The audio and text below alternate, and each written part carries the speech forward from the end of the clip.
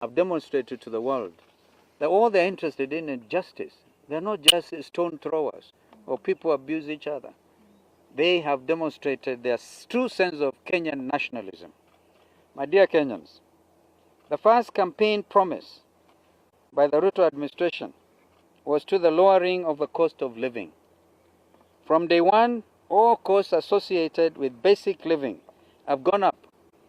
The price of unga and the cost of electricity are beyond the ordinary mwananchi's reach.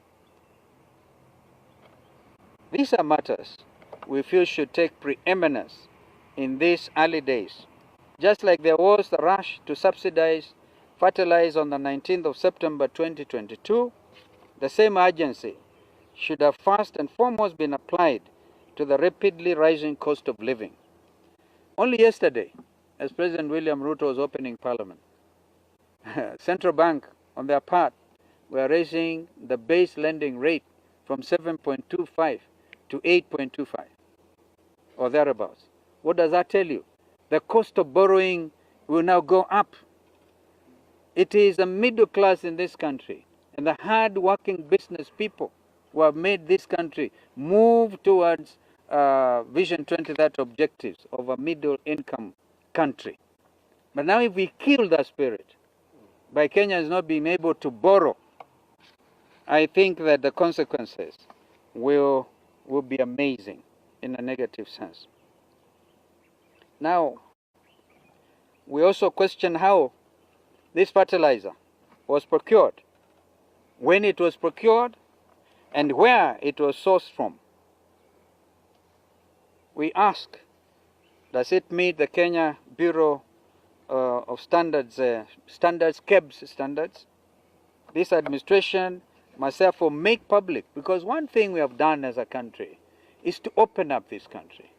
And the basic rights of Kenyans, the right to life, there's one thing that nobody can take away from Kenyans, is the basic rights. Therefore, the right to know is important.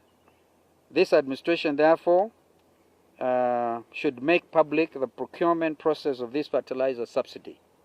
We have directed our MPs, a lot of whom, as you can see, at very short notice, managed to come to the command center. We have directed our MPs to commence an inquiry into the same. Fellow countrymen, as you are well aware, the extremely high cost of fuel in Kenya affects all sectors of our economy, from production costs that makes us unattractive to investors and our local manufacturing to transport costs that inevitably makes life unbearable, with the expensive basic cost of goods and services. This is happening at a time when the global price of a barrel of oil is on the decline, down from US dollars 20 per barrel, 80 per barrel, from a high of US dollars 120. We therefore expect this administration to honor their campaign promise of lowering fuel prices, and in addition, revise the punitive tax levies on the cost of fuel. The Ruto administration's initiative of utilizing savings for development instead of borrowing is another camouflaged promissory note. To realize the 300 billion shillings from this year's budget is extremely ambitious. We wish to propose austerity measures such as the restructuring of the national debt and the recovering of public funds looted from 2013 to date. On the 27th September, the Ruto administration unveiled their choices of cabinet secretaries. Of the total number, only 7 women were named, contrary to the campaign promise of a 50-50 cabinet. I hear there was an MOU to name from the clergy, members of the clergy, CS for religious affairs. It could be another breach of an MOU.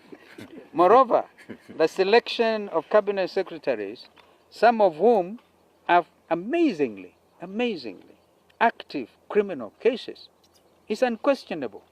What are you asking our parliamentarians to do?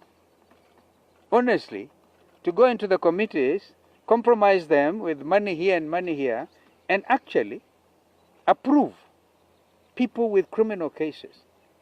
If I was William Ruto, I would withdraw some of these immediately to avoid national shame and even international shame. This was not procedurally done on the basis of competencies and personal integrity. We shall direct our MPs to withhold approval of those who do not meet the Chapter 6 threshold of our Constitution.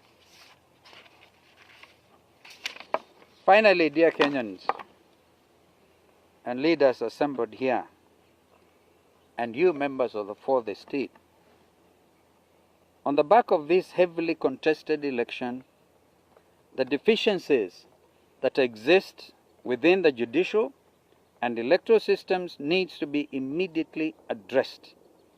We must reform, and I cannot overemphasize the word must, in the light of what we now know. We must reform the Independent Electoral and Boundaries Commission, IEBC, to be able to, perchance, going forward, guarantee our children free, fair, and credible elections. With regards to the judiciary, there can never be justice if our judicial system can be adversely influenced to subvert the rule of law and the cause of justice. As I speak a member. As I speak, I'm a member of that fraternity. And it pains me as senior counsel to have witnessed what we have gone through. In conclusion, our transformative ideals live on as Azimio la Umoja One Kenya Alliance. We are re-energized, we are revitalized, and indeed rejuvenated to ensure that the hopes and aspirations of the Kenyan people will be at the top of our agenda. A luta continua. I am accompanied here by members of parliament, as I said, in excess of 20 who came in quickly. I think that Fred there will be able to give you a list of these MPs, and I thank you so much for finding the time.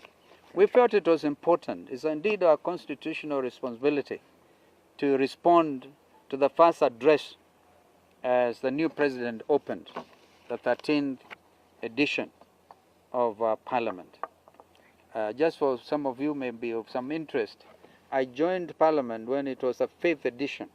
So I lived through the 5th edition, the 6th edition, the 7th edition, the 8th edition, the 9th edition, wow, the 10th edition. So if you want to know how to win elections, please talk to me. All of you. Thank you. Thank you so much. Thank you, guys. Asanteni. Thank you. Thank you. I noticed you had this word. Your number.